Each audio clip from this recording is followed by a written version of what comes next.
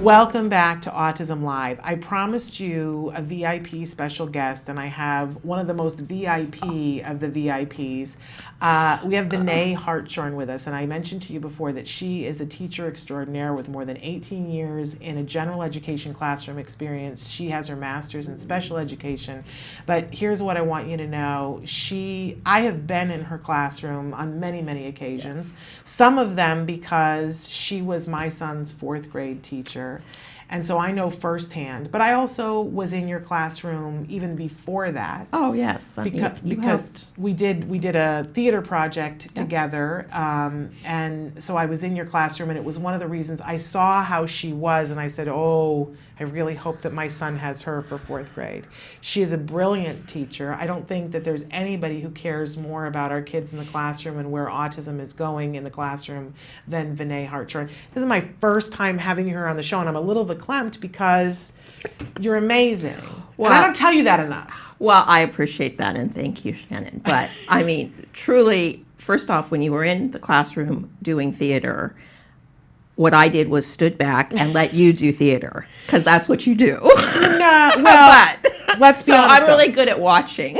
But you know, you go into the classroom and you see how people have things running very quickly. Very quickly, you see how the kids have self-esteem, you see what's happening. And I saw your classroom and went, this is somebody who's doing something special, and you continue to do special things in your classroom. And so I have said here on the show that we are focusing this year more and more on autism in the classroom, and that I'm going to be featuring people that I think are rock star educators, and we're kicking that off today with somebody. I mean, I get chills because you are a rock star educator. Well, thank you. I appreciate that. Thank you for being here. And I promised them that we were going to talk about a couple of things today, and that we would start with picking your brain about something that would help teachers to know. So you and I had a conversation last night about, what are some of the trends that people are doing? And you mentioned something to me called a clip chart. Yes. I'd never heard of this animal. I didn't know what it was that you were talking about. So describe for us, what does a clip chart look like? Well, I think most many parents with children in, especially the primary grades, so K, 1st, 2nd, perhaps 3rd, teachers, in order to have classroom management, will use different strategies. And one of the most marketed strategy through all of the stores and really good stuff and Pinterest are clip charts. Okay. And so essentially what they are is it's a starts with they're color coded. There's typically 6 colors perhaps, and the students all start at one level, like maybe green for go. Yeah. And then if their behavior meets a teacher's expectations, they can move up, and if it's not meeting the expectation, they go down. Okay. And typically the down has some sort of negative reinforcement placed on it. Okay. And the thing that I find so interesting is the last color is usually like bright red or like a stop, kind of a symbolism to it. So like this is it, we're done, and this is the consequence that's going to happen, and it's usually something that hopefully the child will not desire. Right. Well, and it's interesting because when you said clip chart, I was like, I don't know what that means. I don't know what the term is. But now that you're talking about the colors and moving up and down, I think we've all seen this in a classroom. I am sure. Yeah, most in some form or shape. Yes. Or whatever. And it's kind of an accepted method of, this is how we do behavior management in a classroom. Like you said, early, 4th grade and younger, you're going to see some version of this. But you think that maybe this has pitfalls, shall we say? I don't find it personally, having taught, actually I've taught all the grades, but currently I'm teaching 3rd, and I'm actually going to 2nd next year. Oh, wow.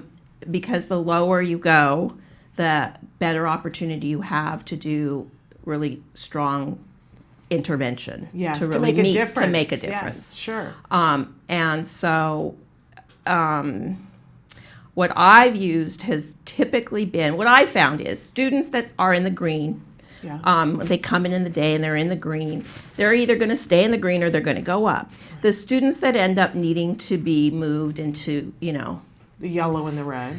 Yeah. I nether refer, regions. Can I Yeah. say I refer, sending to, HELL.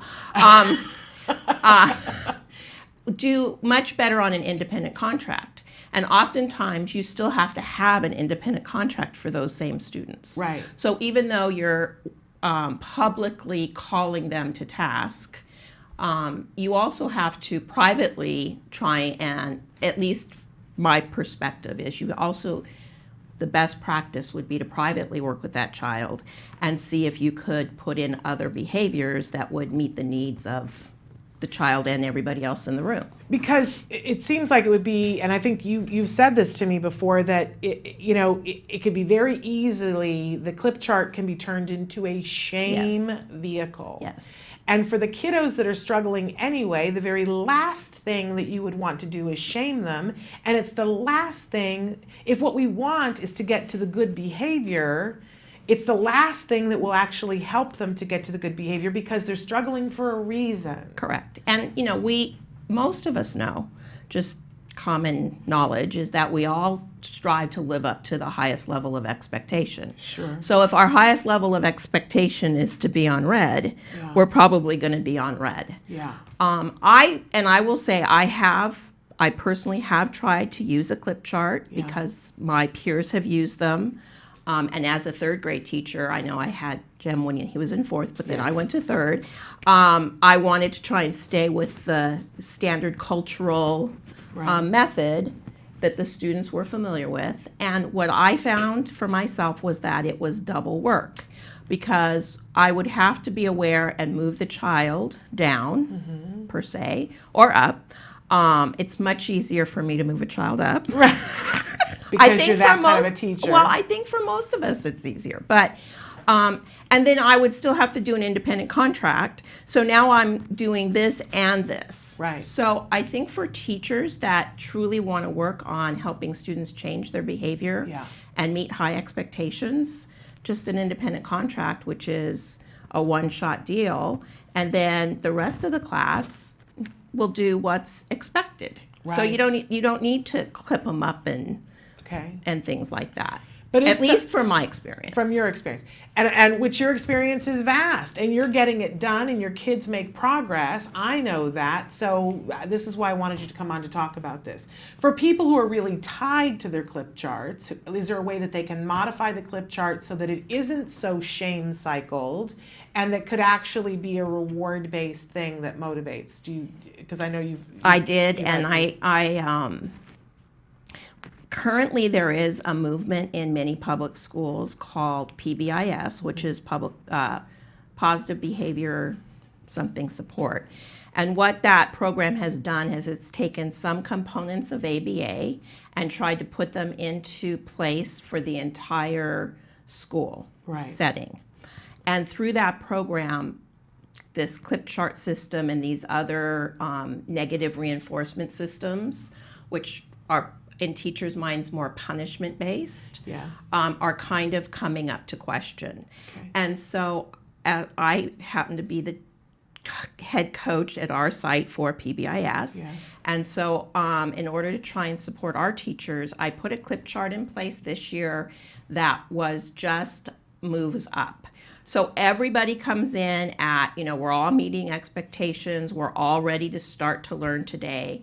And then as they meet the expectations that are directly taught, the students then can move up and then they get a reward depending. So by the end of the day, if whatever color they're on, and they're all, just neutral colors, they get a hot ticket and then we do a treasure box and whatnot. So it's, but that way they can still go. Yes. When you changed that with your kids and said there's only, going up, there's no going down. Correct. Did you see a change in behavior?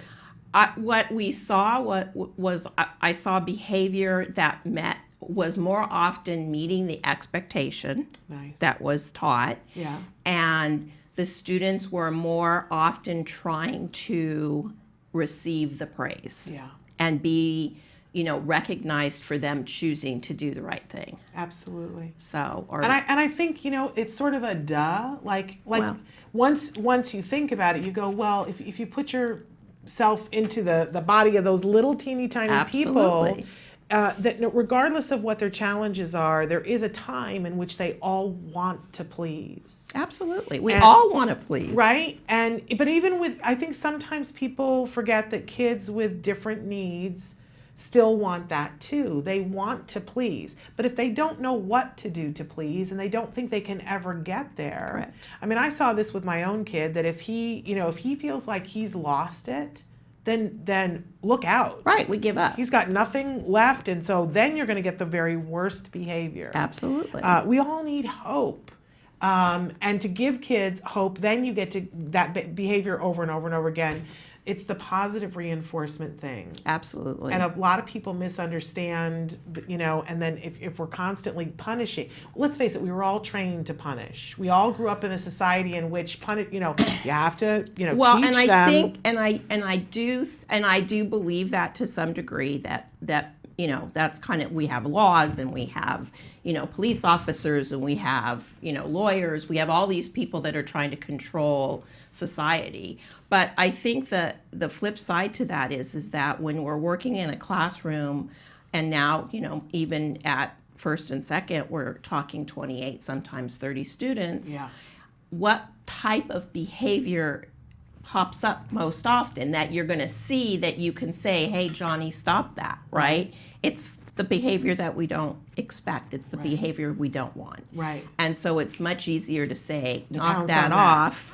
Instead of praising, look at how Right. nicely you're sitting. And that's the key. I mean, we know that through ABA is that, the goal is to try to extinguish the behavior we don't want. Yeah. But that means you have to ignore it. And there becomes all sorts of other issues involved with the classroom of, Yeah. numerous other students. So. And there we hear it from the experienced teacher. We're starting to run out of time, and Oh, I don't no. want to. I don't know, and I don't want to lose time because we're going to talk about from the parent. Here we have this brilliant mind here, somebody who's in the classroom, and I wanted to pick your brain for what parents can do to better set their kids up for success. What do you see, and what advice would you give to parents for what works, and what presents difficulties?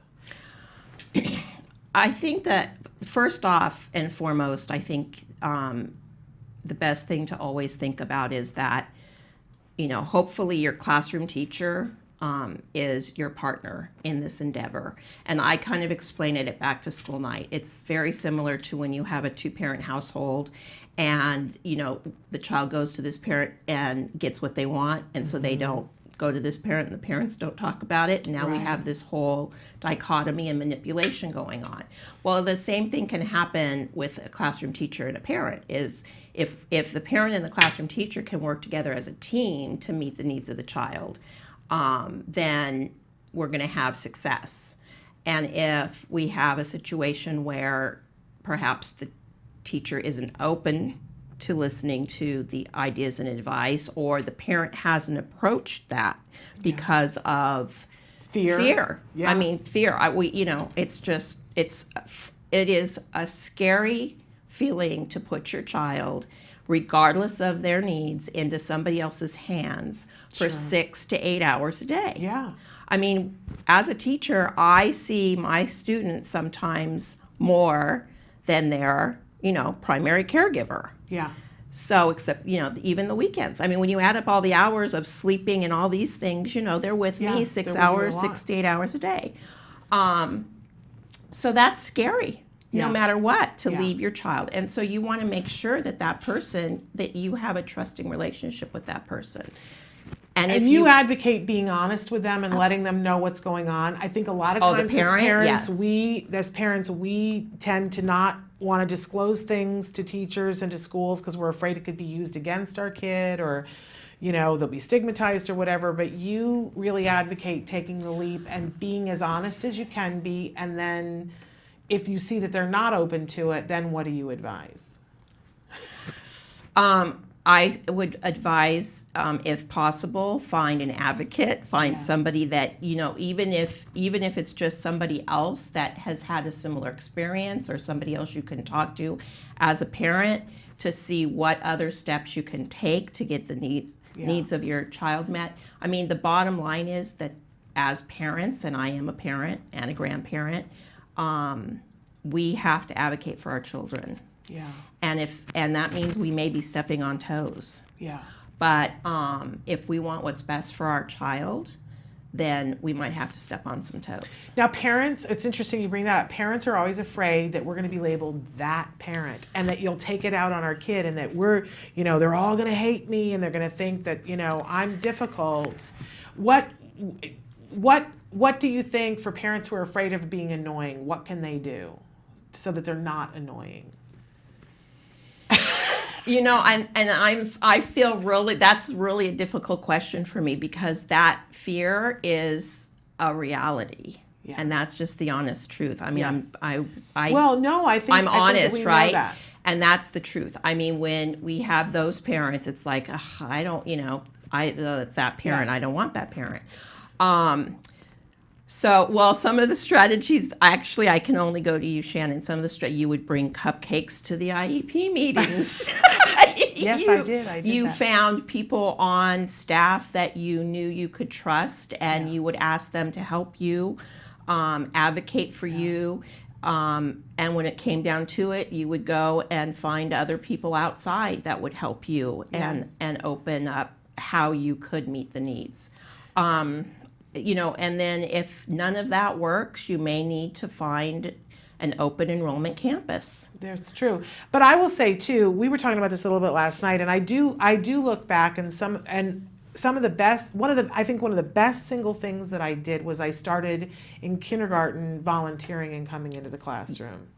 And that led to me doing more volunteer, so that everybody on campus knew who I was. Yes. So even though there was, there's that parent, I do think there was, but she does this, and so that it kind of evened out. So there's absolutely, and that's a really valid point, because when you're that parent that also helps and supports and maybe runs copies, it's like, okay, well, it's not that she just goes in and makes demands and rants and raves and then leaves. Yeah. She's there helping and supporting and showing us how to maybe meet the needs in a positive way. I mean, you even did your theater after. I did for a couple of years after Jem was gone. It was gone and wasn't going to school there anymore. Right. But because I loved it. I know. And I love a lot of the people at that facility, and I loved a lot of the kids, and knew some of them because they're siblings, and I miss it. I'll be honest, I just don't have the time anymore, but I really do miss it. But I honestly think, I did it. I started the theater project because I would come in and I would do all the copying, and I was getting to know, but the copying, I wasn't good at it. Yes. And I wanted to do something that I was better at, that I would actually enjoy. And I went to a PTA meeting and I said, why aren't you, what it was? They were having a bullying thing, and they had said in one PTA meeting that it was going to be for all grades. And then they decided to only have it in the 5th and 6th. And my son was in like 2nd grade. And I went to the PTA director and was like, why are you doing that? And she was like, I don't even know who you are. I've never seen you before. Have you ever volunteered for anything? You just want to come at me with that?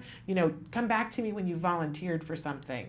And I said, I do theater. What do you need? And she said, there's a woman. I thought she thought I'd go away. No. And I came back with a proposal, and she went, oh, okay, this is what I'm dealing with. But I will tell you, I got more than I gave. And times 25. We do attract more, bees with honey or flies? Yes. One of those terminologies. So, if you can find it within yourself to volunteer and try and have a demeanor of kindness and understanding, you're going to get further with all of us. It's true. Than the, stomp and demand. But I also think too, I will say this about the volunteering thing, not only did it help me with the staff at the school, and I got to know people, and you get to know who the good teachers are. And but it also helped with relationships socially for my son.